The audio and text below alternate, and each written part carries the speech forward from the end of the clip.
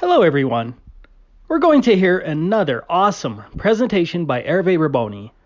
As a quick introduction, Hervé sailed around the world as a participant in the 1993 through 94 Whitbread race, which also put Hervé at the 50th south latitude, where he circumnavigated our flat Earth. Hervé has sailed over 100,000 nautical miles and crossed the Atlantic 8 times.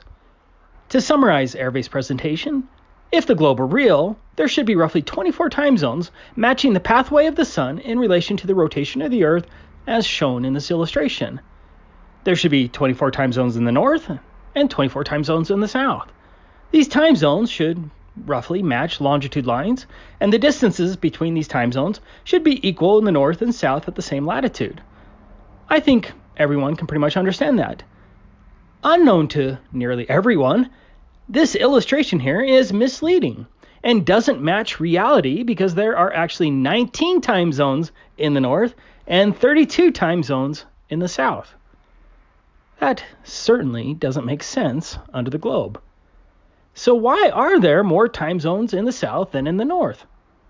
It is because the Earth is flat.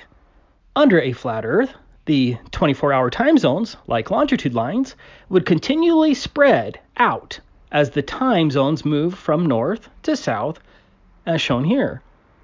To hide this fact, the conspirators added extra time zones and half-hour time zones in the south and took away time zones in the north. For example, that is why you can have 4 time zones in the continental United States and 2 in Australia, even though they are about the same width. Time zones hide our flat Earth reality. Anyways, let's get to Hervé's presentation. Please remember that a lot of time and effort goes into these presentations and no one makes any money on this. I also want to thank Florian Mitchell for helping with the translation. Thank you. Bonjour, mon nom est Hervé Riboni. Je suis platiste depuis 7 ans. Je voudrais partager avec vous quelques réflexions concernant le dossier de la Terre plate qui, à ma connaissance, n'ont pas encore été mentionnés dans tout ce que j'ai pu voir et entendre sur le sujet. Le but de cette vidéo est d'amener de nouveaux éléments aux chercheurs de vérité pour aider à la conception d'une carte de la Terre plate.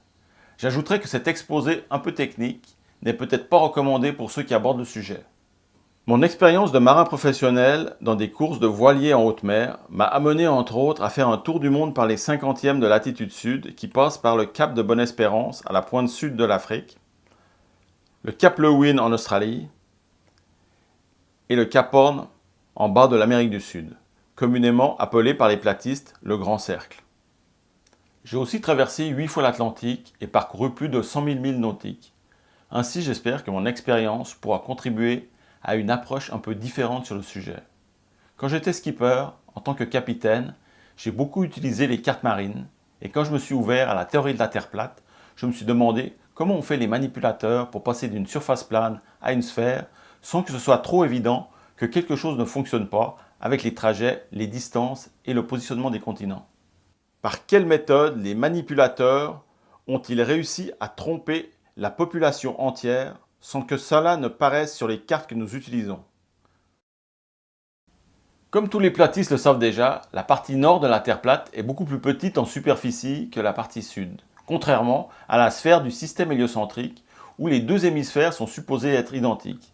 Il faut donc nécessairement, pour passer de la partie nord de la Terre plate à l'hémisphère nord de la boule, créer de la surface terrestre, agrandir cette partie du monde et étirer aussi les pays proportionnellement à la surface ajoutée. Cette transformation n'est pas quelque chose de discret. Il faut donc qu'il y ait des changements majeurs, quelque chose de visible et d'illogique pour réaliser ce tour de force.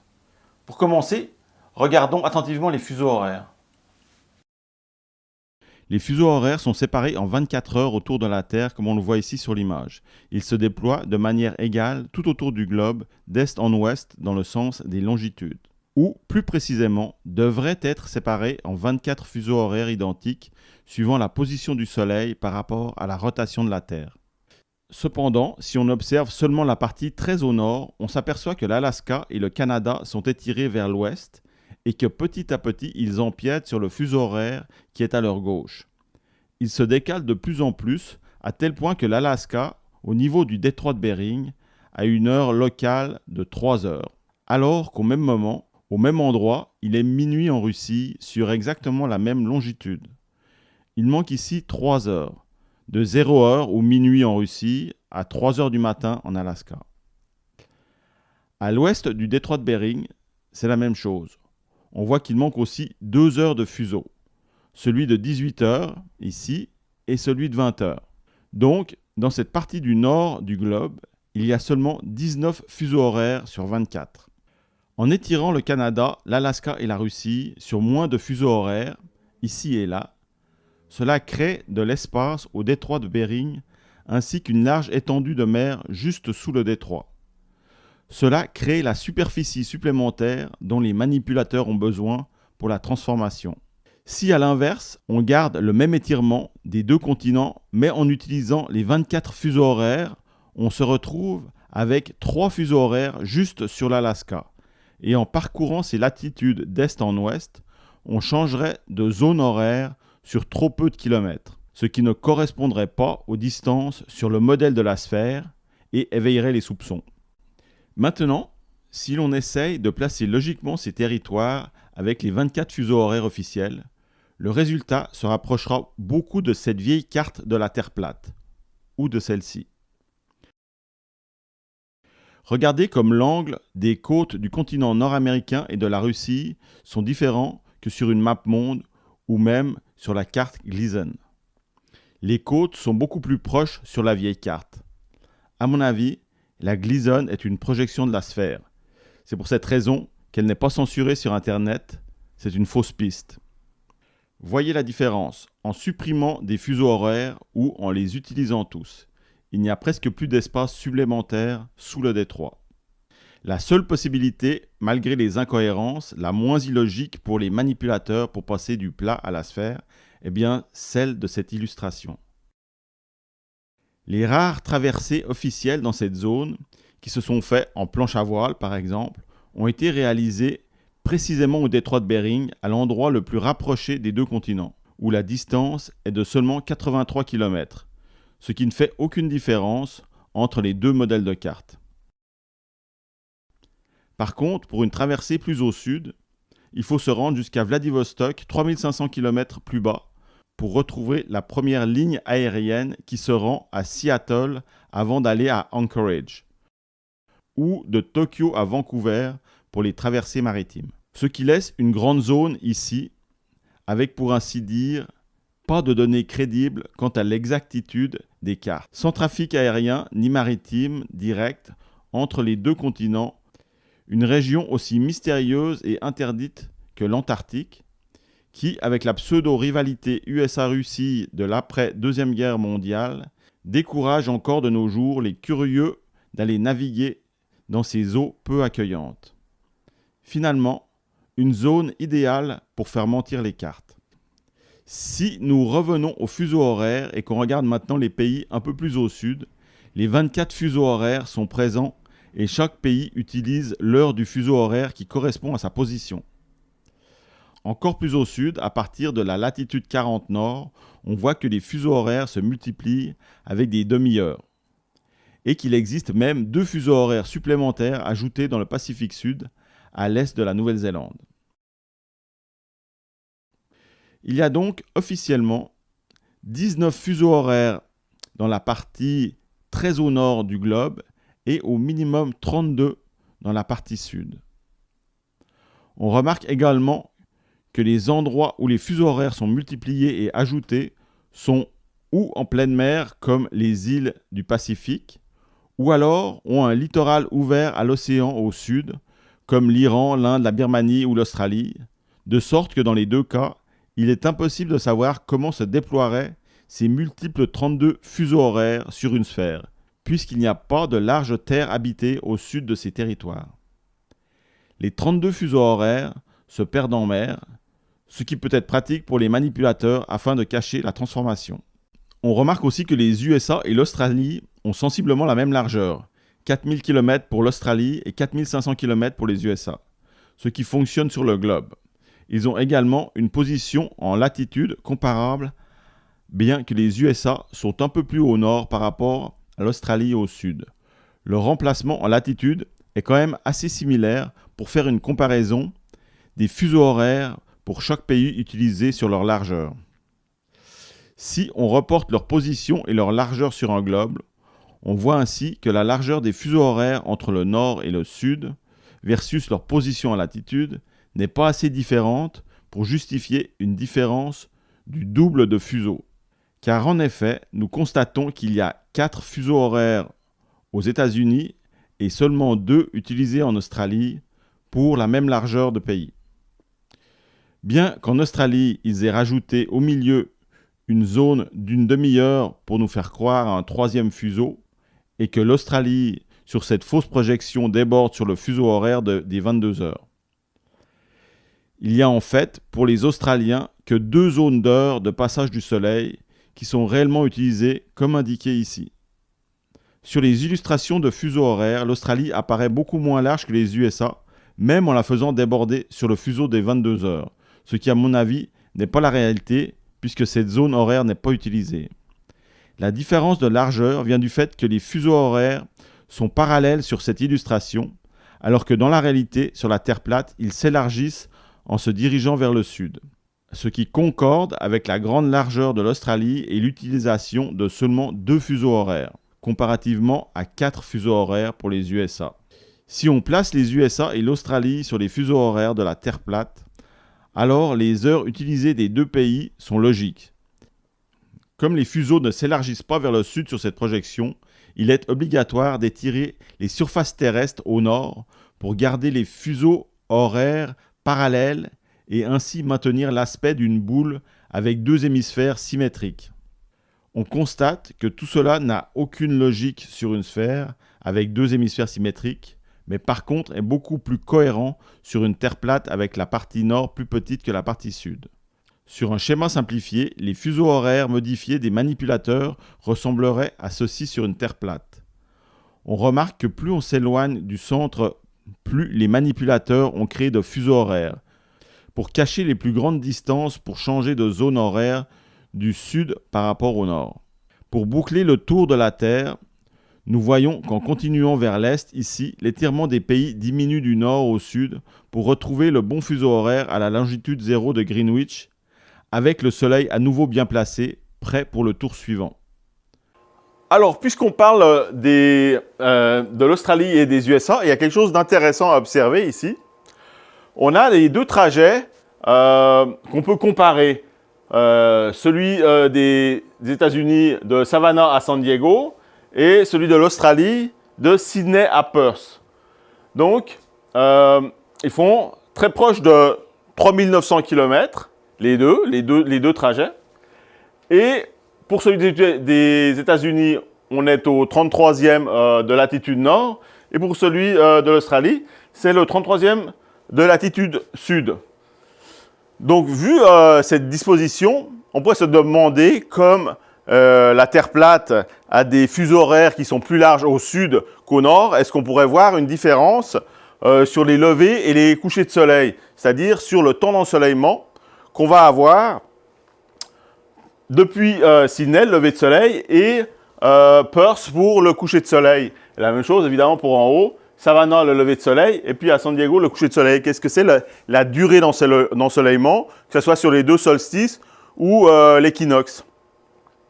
Alors, ce qui est intéressant, c'est qu'il n'y a absolument aucune différence entre les deux. Sont d'une symétrie parfaite. Les durées, les temps d'ensoleillement sont exactement les mêmes pour la distance et puis le 33e degré de latitude sud ou de 33 degrés de latitude nord. Pourquoi ça? Est-ce que c'est parce que la Terre est un globe? Pas du tout. On va voir tout de suite pourquoi c'est comme ça. Alors, ce qui définit plutôt notre temps d'ensoleillement entre le lever du soleil et le coucher. Tous les platistes savent que le soleil il se déplace comme ça d'est en ouest. Donc, au moment où le soleil est dans notre dôme de vision, c'est ce qui va définir le lever du soleil et le coucher. Donc, on a notre petit observateur ici. Le dôme de vision, schématiquement, se situe comme ça. Au moment où le soleil arrive en bas de notre dôme de vision, ben, c'est le lever du soleil. Quand il est à midi, ben, il est au-dessus de nous. Et puis, au coucher du soleil, ben, quand il sort de notre dôme de vision, c'est là qu'il se couche avec la perspective. Donc, qu'est-ce qui se passe ensuite si on prend le même observateur, mais vu depuis le haut, donc qui est ici? Eh bien, c'est selon l'angle que va prendre le soleil dans sa course dans le ciel qui va donner évidemment la durée de l'ensoleillement.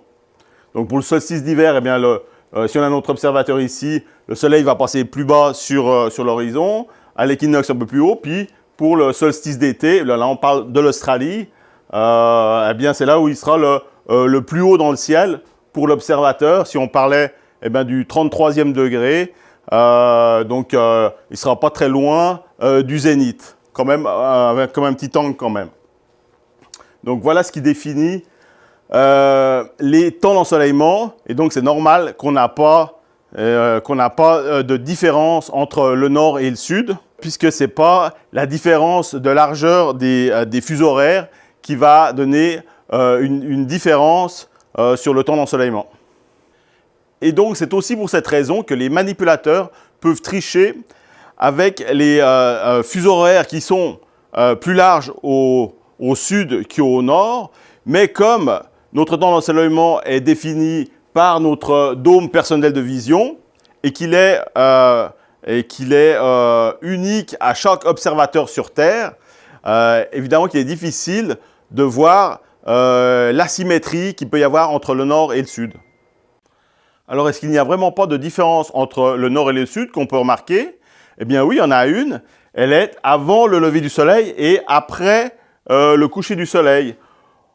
Dans la partie nord, on va avoir de la clarté, beaucoup plus de clarté avant le lever du soleil que dans la partie sud, et on va avoir beaucoup plus de clarté après le coucher du soleil que dans la partie nord, donc plus de clarté après le coucher du soleil que dans la partie sud. Pourquoi? Parce que le soleil, dans la partie sud, il va s'éloigner beaucoup plus vite de l'observateur. Vous voyez, l'observateur qui est au nord, le soleil tourne plus serré et donc il va rester plus proche plus longtemps. C'est pour ça qu'on va avoir des longues soirées d'été dans la partie nord, et dans la partie sud, l'obscurité tombe très vite.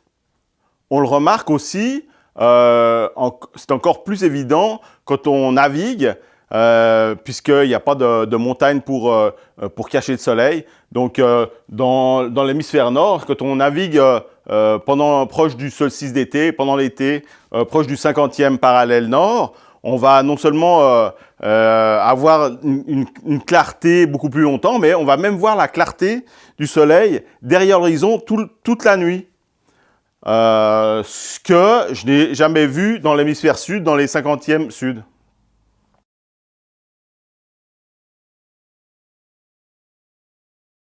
Le gros problème à régler pour les manipulateurs se trouvait au détroit de Bering.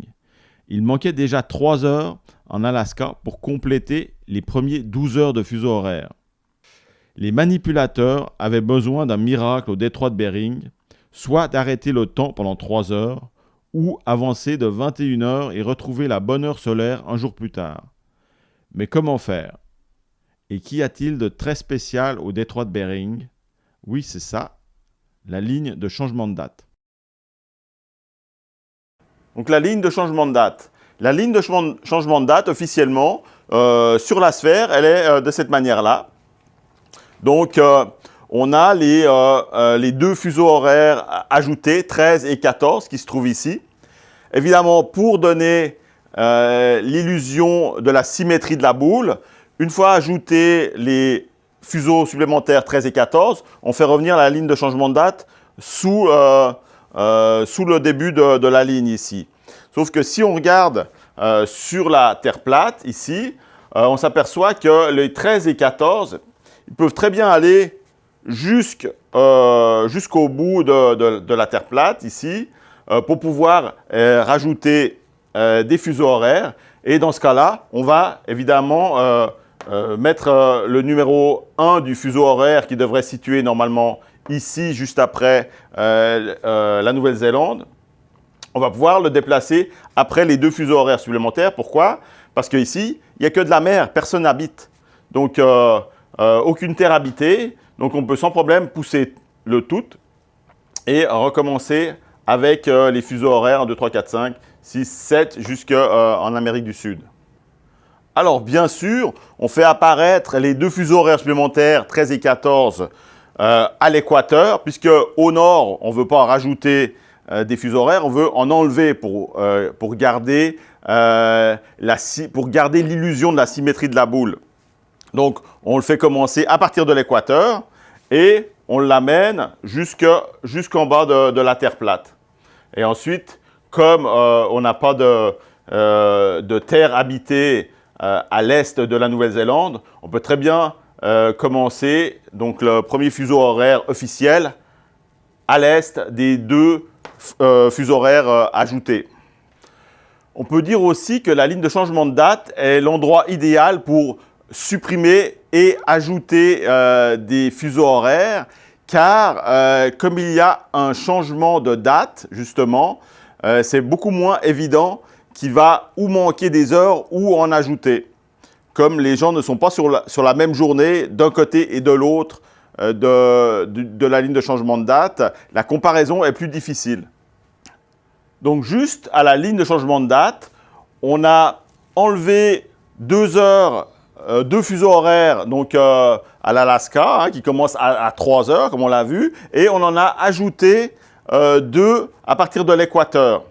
Ça, c'est juste sur la ligne du changement de date. Mais sur l'ensemble de la sphère, on en a 4 qui ont été retirés au nord et au moins 8 au sud qui ont été ajoutés. Donc, dans cette zone ici, il n'y a pas de terre habitée. Donc, il n'y a pas de référence sur la longueur, la distance que devrait être un fuseau horaire. Donc, si on prend par exemple les concurrents du Vendée Globe, quand ils naviguent dans cette zone-là, ils ne peuvent pas avoir de référence. On peut très bien ajouter 2 fuseaux horaires et on ne peut pas le remarquer. Ici, pour aller un peu plus loin dans l'explication de la déformation, j'ai tracé la déclinaison magnétique. Donc, il y a 2 vidéos à voir pour comprendre pourquoi et comment ils ont inventé, ils ont mis en place une déclinaison magnétique pour pouvoir faire la transformation de la Terre plate vers la sphère et de pouvoir utiliser des cartes de la sphère tout en étant sur une surface plane.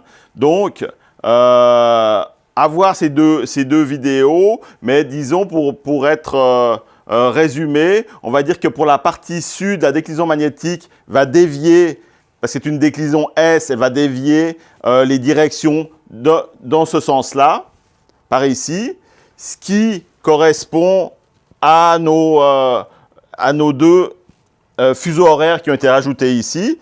On va déplacer les directions, les caps des bateaux vont être déviés dans cette direction. Et pour le nord, c'est plus pour une transformation d'une surface plane en un hémisphère, de manière à étirer la surface terrestre. Alors voilà, c'est tout pour cette capsule. Si vous voulez voir les 2 vidéos sur la déclinaison magnétique qui expliquent comment on a pu transformer nos cartes donc d'une surface plane en une sphère sur les cartes que nous utilisons. C'est sur la chaîne de Taboo Conspiracy. Elles sont en anglais, mais c'est un anglais vraiment de base puisque c'est moi qui fais la présentation. Donc voilà, je vous dis à bientôt et merci de votre écoute.